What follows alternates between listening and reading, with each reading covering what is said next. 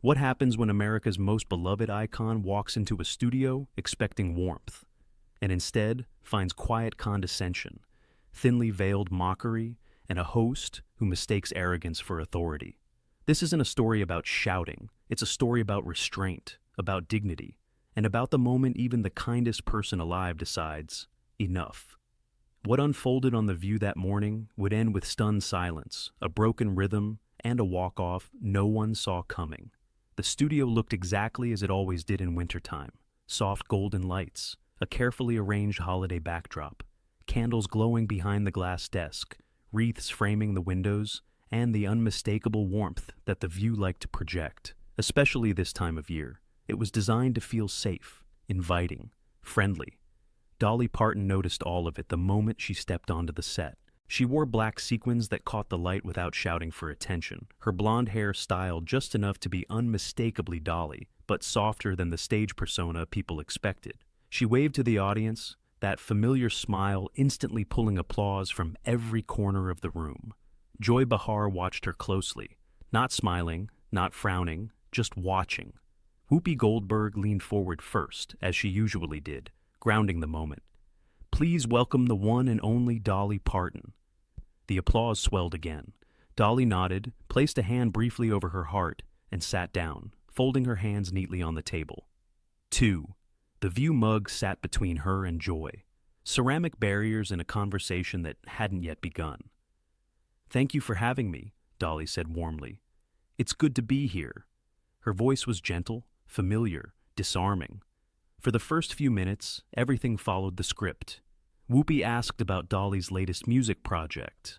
Another host mentioned her literacy work. There was laughter, polite admiration, safe ground. Dolly answered with ease, thoughtful but concise, never self-promotional, never rehearsed. She spoke about creativity, about giving back, about how she never expected any of this when she grew up in the Tennessee mountains. Then Joy leaned in, not aggressively, not loudly, but with that unmistakable shift, the subtle tightening of posture, the slight tilt of the head that signaled she was no longer listening, only preparing to speak. "So, Dolly," Joy said, her tone casual but edged.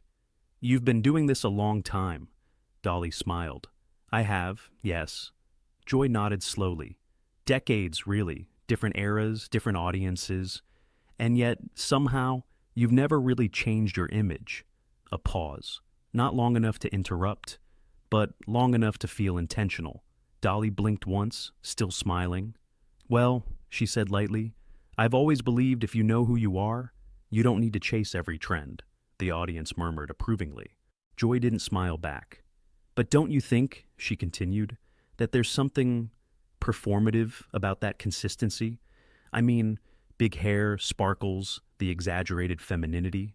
Some people might say it's a little outdated." The temperature in the studio shifted.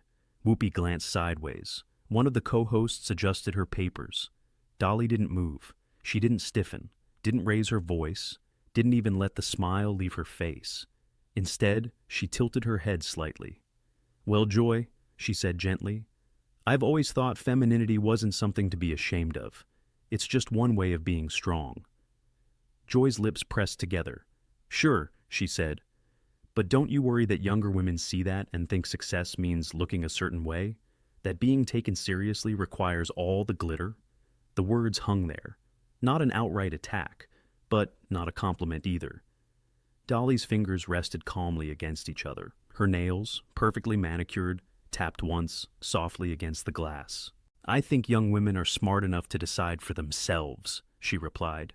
"And I trust them more than I trust labels." A ripple of applause moved through the audience. Joy leaned back, crossed her arms. "I'm just saying," she added, "you've built a brand, and brands can sometimes distract from substance." That was the moment, not when the words landed, but when Dolly realized how they were meant to land. This wasn't curiosity, it wasn't dialogue, it was a slow erosion. Dolly looked directly at Joy for the first time, not with anger, with clarity. "Well," she said softly, "I reckon substance speaks for itself." Her tone was still kind, still controlled, but something had shifted, and Joy noticed it. She smiled faintly as if satisfied she'd finally found traction. "Of course," Joy replied. I just think it's worth examining. Dolly nodded once. Then examine away, she said. I've lived my life in the open. The audience applauded again, this time louder. Joy didn't join in. She only adjusted her mug, eyes fixed on Dolly, as if already planning what to say next. And Dolly, still smiling, still composed, had no idea yet that this was only the beginning. The show tried to move forward like nothing had happened. A producer's voice, unheard but felt, seemed to push the panel into a safer lane. One of the co-hosts brought up Dolly's imagination library, smiling with genuine admiration. Over 100 million books, she said, almost in awe. That's not charity, that's history. Dolly's eyes softened immediately. This was her comfort zone, not applause, impact. Well, honey, Dolly replied, books saved me before fame ever did. A child with a book is a child with a door. The audience clapped warmly. A few people even stood, then sat again as the segment continued. Whoopi nodded, pleased. That's what we love about you. You've always been about lifting people up. Joy's mouth twitched at that. Just slightly, like someone hearing praise they didn't think was fully earned.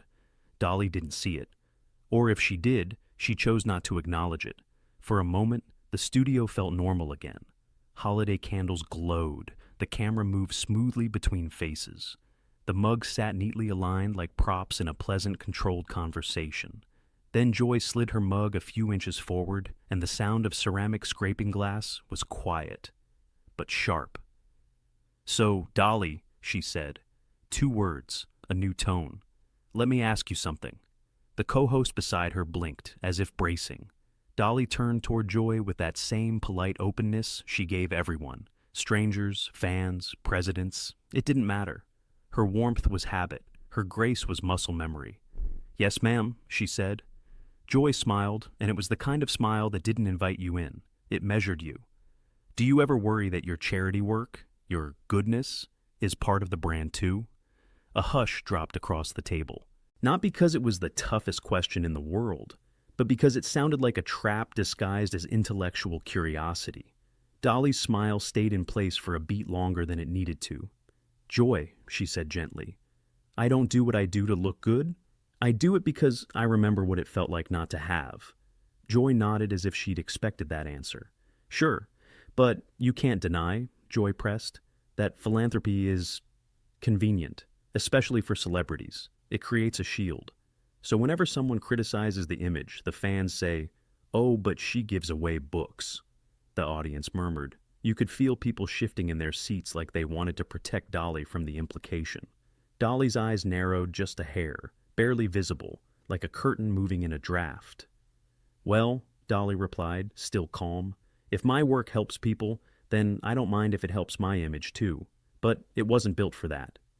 Joy leaned in, delighted by the way the studio was suddenly holding its breath. Okay, but let's be honest, she said, voice sharpening. Your whole persona, sweet Dolly, kind Dolly, harmless Dolly, it's a performance, isn't it? Whoopi inhaled like she wanted to jump in, then stopped herself. Sometimes you let someone show themselves. Dolly didn't flinch. Instead, she gave Joy a small, thoughtful nod, the way you nod at someone you're choosing not to embarrass. Honey, Dolly said, everything we do in public is a performance. Yours too.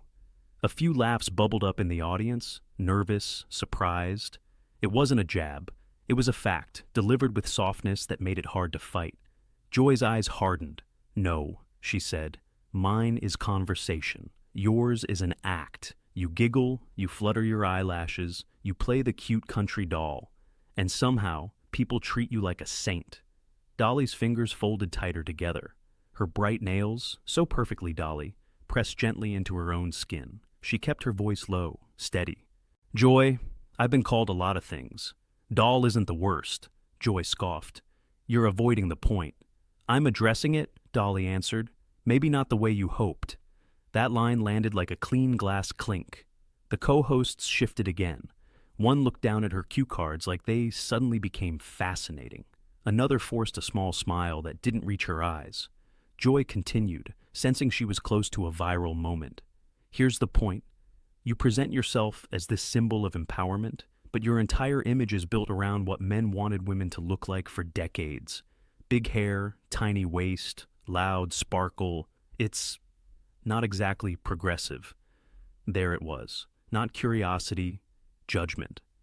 Dolly blinked slowly. When she spoke, her voice was still sweet, but no longer soft. "Joy," she said, "I didn't build myself to please men. I built myself to survive the world." Her words were simple, but they carried something heavier than the sequins ever could. Joy opened her mouth, ready to pounce again, but Dolly held up a finger, polite, measured, firm. "And before you decide what kind of woman I am," Dolly continued, "you might want to ask yourself something." Joy's face tightened. "What?" Dolly's smile returned, but it looked different now. It wasn't warmth, it was composure. "When you look at me," Dolly asked quietly, "do you see a woman who chose her own life? Or do you only see what you've been taught to resent?" The studio went still. It wasn't a mic drop moment yet. It was worse for Joy. It was a mirror. Joy's lips parted. She tried to laugh it off, but the laugh came out thin. "Oh, please," she snapped. "Resent? I'm just tired of watching grown women play dress-up and calling it empowerment." The audience gasped. The holiday set suddenly felt like a stage for something darker. Dolly's eyes moved from Joy's face to the camera, then back, and for the first time, you could see it clearly. Dolly wasn't trying to win. She was trying not to lose her temper. "Joy," she said, voice still even, "I've never asked you to like my hair." Joy shrugged. "Well, it's hard not to notice it." Dolly nodded slowly. "And I've never asked you to approve of my choices," she added. Joy leaned back smug again. "Then why are you so defensive?" Dolly paused. The pause was long enough to make the studio swallow. "Because you're not discussing my choices," Dolly said. "You're mocking them." Joy's face flushed. "That's ridiculous." "Is it?" Dolly asked, still quiet. "Or is that just what bullies say when they get called out?" The word bullies landed and rolled through the room like thunder. Whoopi's eyes widened. One of the co-hosts actually froze mid-breath. Joy's posture stiffened and her tone turned sharp. Too sharp, too fast. "Don't call me a bully," she hissed. "I'm asking questions." Dolly's voice didn't rise. "That's the thing, Joy," Dolly replied. "Questions are meant to understand. Yours are meant to cut." Joy's smile vanished. For a brief moment, you could see the calculation behind her eyes. Push harder, break her, get the clip. And she did. "Well then," Joy said, leaning forward, "let's cut to the truth. You're not the saint people think you are. You're a businesswoman who sold a fantasy. And you sold it so well, people forgot to ask who you really are." The air in the studio tightened. Even the audience, usually eager, went quiet like they sensed something sacred had been touched. Dolly didn't move, but her hands unlinked. Her shoulders lifted slightly, then settled, like someone bracing without wanting anyone to notice. Her smile faded to something neutral, controlled. And when she spoke, her voice was calm enough to scare people more than anger ever could. "Joy," she said softly, "you keep talking like you know me." Joy's eyes narrowed. "I know what you show." Dolly nodded once. "And you keep poking," she continued, "like you're hoping I'll finally snap, so you can feel justified." Joy scoffed. "That's absurd." Dolly leaned in, not aggressively, not theatrically, just enough to close the distance. "No, honey," she said. "That's exactly what this is." The studio held its breath. Because Dolly Parton, America's sweetheart, had stopped being sweet. And Joy Behar had just realized she might have pushed the one person in the room who didn't need to raise her voice to destroy a narrative. Joy opened her mouth to fire back, but Dolly spoke first. "One more question from you like that," Dolly said, still quiet. "And we're going to have a very different kind of conversation." Joy blinked. For the first time all day, she didn't have a line ready, but she wasn't the type to retreat. She only smiled, thin, sharp, dangerous. "Good," Joy said, "because I'm not done." And the way she said it made the producers behind the cameras reach for their headsets, because everyone knew now. This wasn't an interview anymore. It was a collision. The producers should have cut to commercial. Everyone in the room felt it, that invisible pressure when a conversation has gone too far, but no one wants to be the one to pull the cord. The holiday candles still flickered behind the desk, absurdly calm, as if unaware that the atmosphere had turned sharp enough to draw blood. Joy Behar adjusted in her seat, clearly energized now. This was her terrain, conflict framed as conversation. Dolly sat back slightly, hands resting together again. But the softness was gone. What remained was composure sharpened into something deliberate. Joy cleared her throat. "You know," she said, feigning reflection, "people love to protect you, Dolly. That's fascinating to me. You say one sweet thing, and the audience applauds like you've solved world peace." A few uncomfortable laughs scattered through the studio. Dolly didn't react. "I mean," Joy continued, waving a hand casually, "you talk about kindness and empowerment, but you've never really challenged the system. You benefited from it. You played into it. That's not bravery, that's marketing." The word marketing hung heavy. Whoopi shifted forward. "Joy, no, let her answer," Joy interrupted quickly. "I'm genuinely curious." The lie in that sentence was obvious to everyone, except Joy herself. Dolly inhaled slowly through her nose. It wasn't dramatic, it wasn't visible, but it was the kind of breath you take when you're deciding whether to keep the peace or finally speak the truth. "I've challenged plenty," Dolly said calmly. "Just not the way you seem to prefer." "Oh?" Joy raised an eyebrow. "How so?" Dolly turned her head slightly toward the audience before answering, not for approval, but for grounding. "I challenge poverty by refusing to stay poor," she said. "I challenged illiteracy by putting books into children's hands. I challenged exploitation by owning my work." Joy smirked.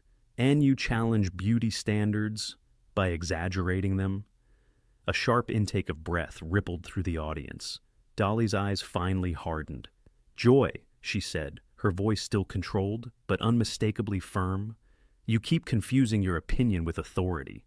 Joy laughed, a short, dismissive sound. "That's rich." "No," Dolly replied. "What's rich is sitting behind a desk judging women's lives from a distance." The applause this time was louder, more confident. People were no longer unsure which side they were on. Joy's smile vanished completely. "You're deflecting," she snapped. "This whole persona, this 'I'm just a sweet country girl' act. It's manipulative. You use charm so people won't question you." Dolly leaned forward slightly, her elbows just brushing the table. "Let me be very clear," she said. "I've never asked anyone not to question me." Joy folded her arms. "Then answer this honestly. If you're so empowered, why cling to an image that was designed by men?" That was the line. Not because it was new, but because it was relentless. Dolly stared at Joy for a long moment, long enough that the studio went completely silent. Even the crew behind the cameras stopped moving. When she spoke again, her voice was steady, but stripped of warmth. "I didn't cling to anything," Dolly said. "I chose." Joy scoffed. "You call that choice?" "Yes," Dolly answered. "Because choice doesn't have to look like yours to be valid." Joy shook her head. "You're romanticizing conformity." Dolly smiled faintly, not kindly. "And you're weaponizing contempt." The words landed with surgical precision. Joy opened her mouth to retort, but Dolly didn't let her. "You know what bothers me most, Joy?" Dolly continued. "It's not that you don't like my hair. It's not that you don't respect my work." Joy rolled her eyes. "It's that you keep talking like there's only one correct way to be a woman. And surprise, it just happens to look like you." The studio erupted. Applause broke out before anyone could stop it. A few people even stood. Whoopi exhaled sharply, half impressed, half alarmed. Joy's face flushed crimson. "That's absurd," she snapped. "You're projecting." "No," Dolly said quietly. "I'm observing." Joy leaned forward now, voice raised, irritation bleeding through her words.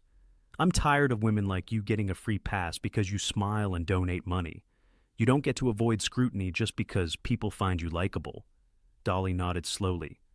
"And you don't get to disguise hostility as scrutiny just because you enjoy tearing people down." Joy's jaw tightened. "That's insulting."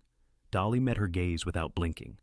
"So is being called a cartoon. So is being reduced to my appearance. So is having my life's work dismissed as a costume."